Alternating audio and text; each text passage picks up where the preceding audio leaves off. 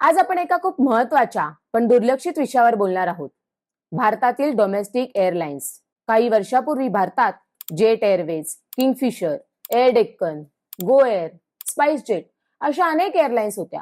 प्रवाशांकडे choice होती, ticket रेट्सवर control होता, सर्व्हिससाठी कॉम्पिटिशन होतं. पण आज परिस्थिती काय आहे? नमस्कार, मी प्राजक्ता येवले, लोकल बंधन मीडिया चॅनल मध्ये तुमचे स्वागत करते. आज भारतीय डोमेस्टिक एव्हिएशन मध्ये खऱ्या अर्थाने फक्त दोनच मोठे खेळाडू आहेत, इंडिगो आणि एअर इंडिया ग्रुप. बाकी सगळे एअरलाइन्स फारच छोटे आहेत किंवा स्ट्रगल करतायत. हे असं का झालं? कारण एव्हिएशन हा बिझनेस दिसतो ग्लॅमरस, पण तो खूप कॉस्टली आणि रिस्की आहे. फ्युल प्राइस जास्त, एअरक्राफ्ट लीज महाग, एअरपोर्ट चार्जेस प्रचंड आणि रेग्युलेशन खूपच स्ट्रिक्ट. यात जर कंपनी थोडी जरी चुकली तर ती टिकू शकत नाही. जेट एअरवेज बंद पडली, किंगफिशर कर्जात बुडाली, गो एअर ग्राउंडेड झाली. असं करत करत मार्केट हळूहळू दोन कंपन्यांच्या हातात गेलं. आता यालाच म्हणतात दुओपोली, म्हणजेच दोन कंपन्यांची मक्तेदारी. आणि जेव्हा मार्केटमध्ये कॉम्पिटिशन कमी होतं तेव्हा काय होतं? तिकीट्स महाग होतात, फ्लाईट कॅन्सल होतात, कस्टमर केअर कमजोर होतं आणि ट्रॅव्हलर्सकडे दुसरा ऑप्शनच राहत नाही. आज इंडिगो ही देशातील सर्वात मोठी एअरलाईन आहे, पण अलीकडे काय झालं पाहिलं ना?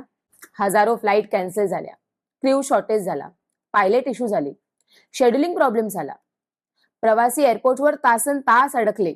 Indigo was supposed to manage the crew, was supposed to manage the roster through its day-to-day operations. We will take very, very strict action, not only for this situation, but also as an example.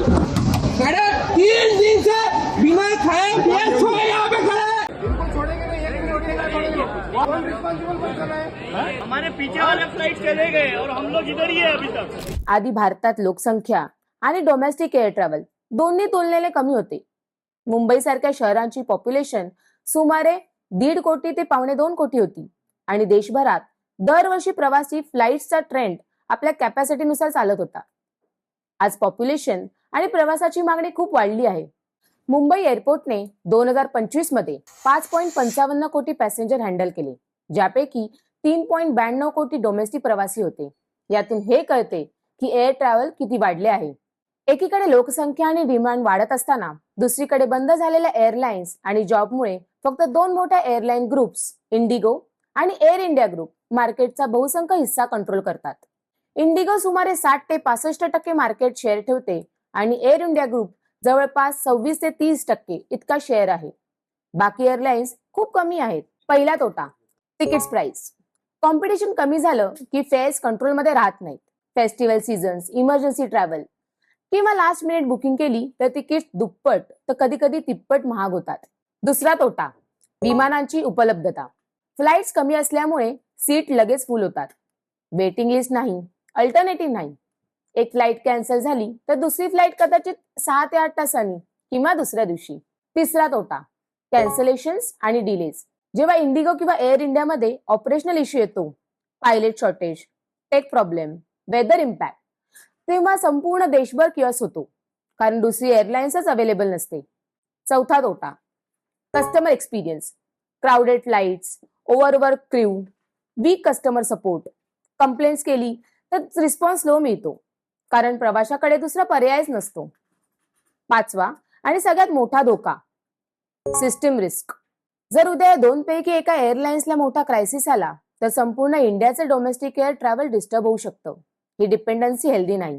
आता प्रश्न असा आहे की अंबानी, अदानी यांच्यासारखे industrial giants petrol, ports, power, telecom, airports, media जवळपास सगळ्या सेक्टर्समध्ये आहेत. पण एव्हिएशन सेक्टरमध्ये म्हणजेच पॅसेंजर एअरलाइन्स मध्ये ते ठळकपणे का नाहीत? कारण एअरलाइन्स हा बिझनेस ग्लॅमरस दिसतो, पण ऍक्च्युली तो सर्वात रिस्की बिझनेस आहे. इथे पैसा टाकूनही रिटर्न ग्रांटेड नसतो. म्हणूनच मोठे उद्योगपती इन्फ्रास्ट्रक्चर आणि एअरपोर्ट्स मध्ये इन्व्हेस्ट करतात, पण पॅसेंजर एअरलाइन्स चालवण्यापासून दूर राहतात. कारण एअरलाइन्स मध्ये ब्रँड नाही तर कन्सिस्टन्सी आणि स्केल लागतो. आणि थोडीशी जरी चूक झाली तर हजारो फ्लाइट्स, लाखो पॅसेंजर आणि संपूर्ण रेप्युटेशन एका रात्रीत अडचणीत येऊ शकते. म्हणून आज फक्त प्रश्न एअरलाइन्सचा नाही तर सिस्टीमचा आहे. लोकसंख्या वाढत आहे, डिमांड वाढत आहे, पण कॉम्पिटिशन कमी होते. दोनच एअरलाइन्सवर संपूर्ण देशाचं आकाश अवलंबून असणं हे हेल्दी नाही. कारण एअर ट्रॅव्हल आज लक्झरी नाही तर गरज बनलीये. आणि गरज असलेल्या गोष्टीवर मक्तेदारी असेल तर त्रास नेहमी सामान्य माणसालाच होतो. आज निर्णय घ्यायची वेळ आली आहे. आपल्याला फक्त उडायचंय की सुरक्षित, परवडणारं आणि विश्वासार्ह एअर ट्रॅव्हल करायचंय. कारण भारत 140 कोटींचा देश आहे आणि त्याच्या आकाशात जागा फक्त 2 कंपन्यांसाठी नसावी. तुम्हाला या विषयाबद्दल काय वाटतं? आणि तुम्हालाही कधी फ्लाईट कॅन्सल होण्याचा इश्यू फेस करावा लागला आहे का? कमेंट्स मध्ये आम्हाला नक्की सांगा. हा व्हिडिओ आवडला असेल तर लाईक करा, शेअर करा आणि चॅनलला सबस्क्राईब करायला विसरू नका. धन्यवाद.